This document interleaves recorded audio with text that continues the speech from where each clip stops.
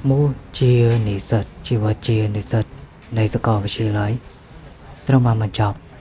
រយៈពេល4ឆ្នាំ5ឆ្នាំទៅតាមពេលវេលាដែលត្រូវបានកំណត់ក៏ប៉ុន្តែសមិទ្ធផលដែលទទួលបានទើបចាប់បាក់ឌុបថ្ងៃនេះសោះបាក់ឌុបមិនបានទាំងប្រឡងទេជាប់អូតូ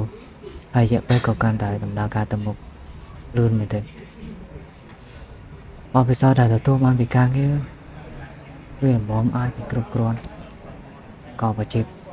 ទៅមុខបន្តទៀតហើយជីវិតជានិស្សិតនៅសាកលវិទ្យាល័យនេះវាមិនមែនជារឿងដែលយើងធ្វើឲ្យខ្លួនប្រាណរបស់យើងសោយសុខទេតែវាជាវ័យជាពេលជាវេលាលត់ដំខ្លួនប្រាណលត់ដំចិត្តគំនិតរបស់យើងនឹងឲ្យកាន់តែមានអានុភាពខ្លាំងក្លាទៅមុខបន្តទៀត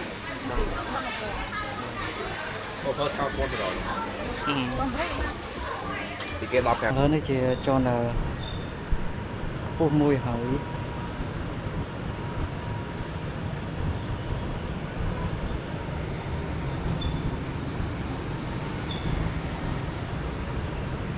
ក៏ប៉ុន្តែខ្ញុំបានប្រើពេលខាត់បងច្រើនមែនទេតែណាហើយពេលវេលាមិនរងចាំយើងទាំងអស់គ្នាទេមានអ្វីគួរតែបញ្ចប់ឲ្យបានកាន់តែលឿនកាន់តែល្អអរគុណជួបខ្ញុំបាទនៅវីដេអូក្រោយ